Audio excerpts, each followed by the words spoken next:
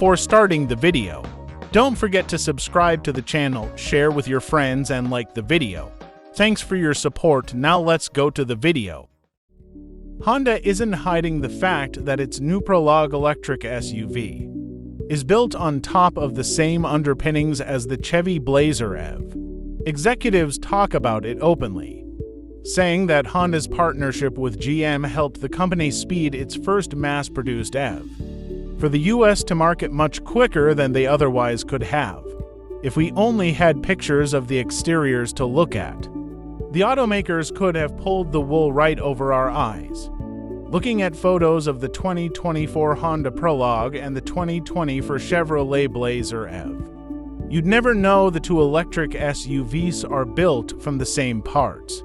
The Prologue's minimalist neo-rugged design language is the dictionary definition of restraint in automotive styling, painting a stark contrast with the Blazer's Coke bottle belt line. Kinked roofline and boomerang styling flourish just behind the front wheels.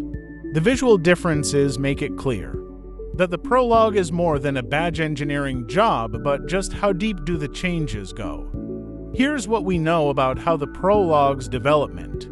The Prologue's unique sheet metal is built on top of GM's Ultium electric architecture and around the same structural hardpoints as the Blazer EV. That means it gets the same 85.0 kWh battery that's standard in the Blazer, and the same front and rear permanent magnet motors that are good for the same combined 288 horsepower and all-wheel drive models. The wheelbase of both SUVs measures 121.8 inches, and their overall lengths are within fractions of an inch. The design team at Honda's Los Angeles studio can take all the credit for drawing an SUV that looks like a Honda within the constraints of Chevy's engineering requirements. When it came time to ready the design for production and finesse the underpinnings, work moved to GM's Warren Mitch Technical Center, where Honda stationed about a dozen employees to guide the GM engineers. With most of the hardware already locked in, engineering the Prologue largely came down to turning the available tuning knobs to suit Honda's preferences. John Huang, Honda's development lead for the Prologue, says his team targeted a sense of direct connection between the driver and the vehicle as they dialed in the suspension, steering, and accelerator calibrations, the three driver selectable regenerative braking calibrations, however, are ported over from the Chevy untouched. After benchmarking GM's system, Honda determined there weren't any improvements to be made. Honda did have a say in one critical detail of the powertrain layout, too. The electric Chevy Blazer will be offered with front, rear, and all-wheel drive.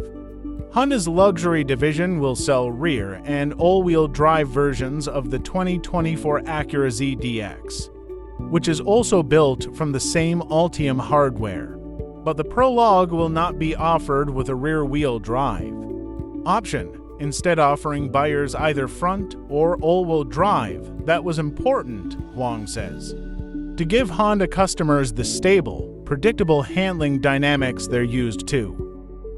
Things get interesting when you open the door to the Prologue's cabin, where you find an amalgamation of Honda textiles and GM plastics. The seats and armrests in the elite trim prototype pictured here are covered in leather that looks like it was lifted out of a current Honda Pilot.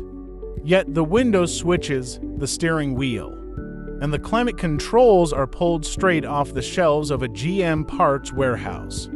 We're told the original Prologue interior design concepts moved most of the secondary controls into the touchscreen, but Wang ultimately insisted on a volume knob and physical buttons and dials for the climate system, even if those parts are very clearly shared with the Blazer EV. They're one of many small examples of Honda's pragmatic engineers making decisions with their equally pragmatic customers in mind.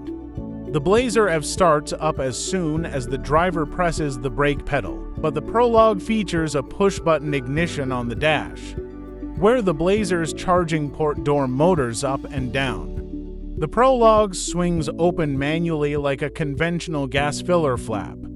Aside from the sheet metal, the biggest difference between the Chevy and the Honda has to do with the infotainment screens.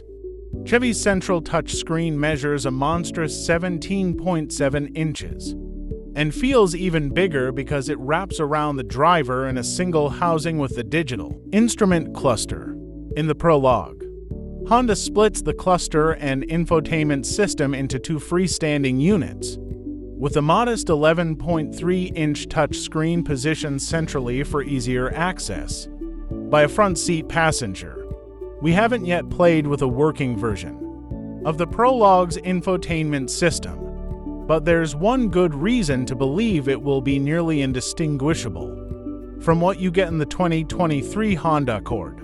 Both GM and Honda build their infotainment systems on top of Android Automotive OS with Google Assistant, Google Maps, and the Google Play App Store baked into the user interface. That fact is one of the reasons that the Prologue partnership is a relatively natural fit. The infotainment system is so intertwined with the electronics and software powering the rest of the car that trying to retrofit a unique solution for Honda would have erased the efficiencies of the development partnership. There are two big lingering questions. The first is whether the Prologue drives substantially differently than the Chevy Blazer EV. The second question, regardless of the answer to the first, is whether buyers will notice or care. We won't have those answers until early 2024, when we'll get our first chance to get behind the wheel, and the Prologue will go on sale to the public. Honda has said that it's developing its own EV platform for future models, but the Prologue and the Acura ZDX could still signal the start of a major trend among electrified vehicles as EVs commoditize smooth, quiet, powerful acceleration, and battery and charging technologies mature. There will be fewer and fewer tangible differences among competitors. We're optimistic that the industry won't resort to the kind of badge engineering we saw in the 1990s and early 2000s. But don't be surprised if more comprehensive body engineering, like what's on display in the Prologue, becomes a common way to share development costs between two or more competing automakers. Thanks for watching this video. Don't forget to subscribe and like.